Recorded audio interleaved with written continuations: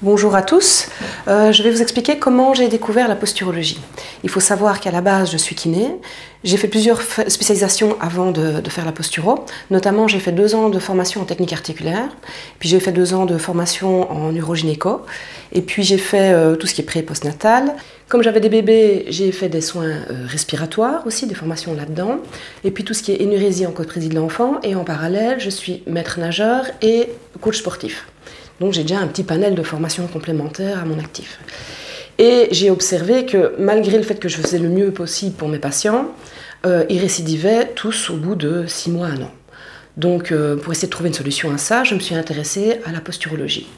J'ai intégré un petit groupe de posturologues sur Liège, et là, ils m'ont proposé de faire une formation avec un prof qui venait de Paris.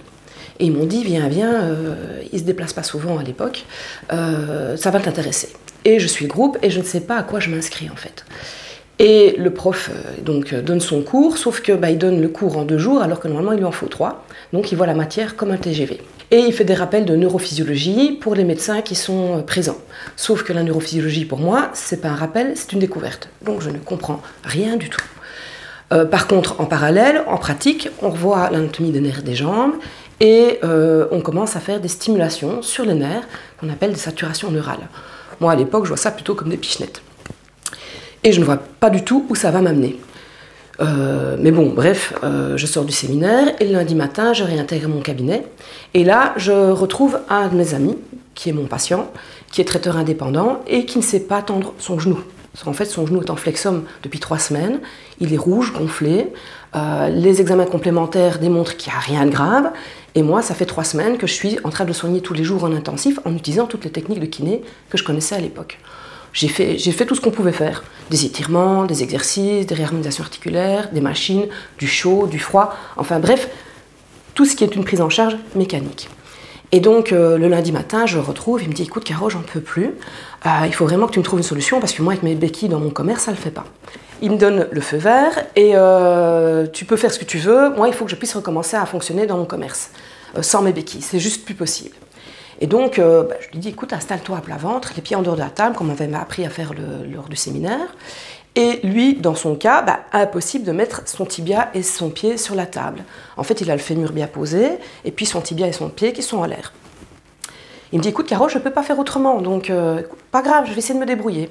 Et donc j'applique ce qu'on m'a appris, c'est-à-dire je pars du sacrum, je sens une tension vers la jambe qui ne veut pas se tendre, et j'arrive donc à contacter le nerf tibial qui se trouve derrière le genou, dans le creux poplité, et là, je fais une pré-stimulation, et je sens des choses qui changent. Donc je me dis, je vais faire la saturation neurale, la fameuse pichenette. Et au moment où je fais la pression, au moment où je l'enlève, j'enlève donc mes doigts quittent la peau du patient, la jambe qui tombe comme morte sur la table. Et il me dit, oh, qu'est-ce que tu m'as fait? Je sens plus rien. Et moi, panique à bord, maître nageur, coach sportif, je suis sur le nerf, je me dis, mince, je lui ai abîmé son nerf. Je fais des trucs de premier secours, tu sais bouger les orteils, tu sens ton pied, etc. Et au lieu de me répondre, il se met debout comme un bouchon de champagne et il commence à gesticuler dans tous les sens. Et il me dit, qu'est-ce que tu m'as fait? Je sens plus rien. Et là, dans ma tête, c'était pas concevable qu'avec une stimulation, les choses s'amélioraient alors qu'il y avait 3 semaines de kiné intensif derrière. Mais bon, je commence à comprendre que je ne sens plus rien, c'est je n'ai plus mal. Donc, une fois que j'ai commencé à comprendre ça, écoute, bouge pas trop, reviens demain, on ne sait jamais, ça se rebloque. Et ça ne s'est jamais rebloqué. Du coup, grosse interrogation pour moi. Qu'est-ce qui se passe? Je fais de la kiné, je fais du mieux que je peux, je n'avance pas avec le patient, et là, je fais une stimulation à un endroit et tout lâche. Donc, quand le prof revient, je lui explique la situation. Et il prend le temps, heureusement, de m'expliquer avec des mots simples ce que c'est la neurophysiologie. En fait, il me dit, il fait quoi ton patient? Il est traiteur. Donc il est potentiellement dans une cuisine où il y a de la graisse sur le sol ou un torchon humide. Je lui dis potentiellement, lui. Et donc il me dit, je pense que ton patient, il a dû faire une glissade avec une hyperextension du genou. Et il faut savoir que le cerveau du patient va toujours protéger ce qui est hiérarchiquement le plus important à la survie de l'individu. Les artères, les nerfs, les viscères. Donc lorsqu'il a fait sa glissade, l'artère et le nerf qui sont derrière le genou ont été trop étirés. Et du coup, le cerveau du patient, pour que plus jamais l'artère et le nerf ne soient étirés de la sorte, a mis un système de protection qui est en fait la contraction du muscle poplité, qui est un petit muscle qui s'insère en intra-articulaire, et qui verrouille le genou avec un petit flexum. Et donc, je commence à comprendre à ce moment-là que plus je faisais de la kiné, plus j'étirais le muscle poplité, plus en fait j'étais en train de renforcer le système de protection du patient. C'est ce que j'ai fait en kiné pendant les 3 semaines qui précédaient. Par contre, une fois que j'ai fait la stimulation sur la structure qui avait été en souffrance lors de l'étirement, eh bien le système de protection a intégralement lâché.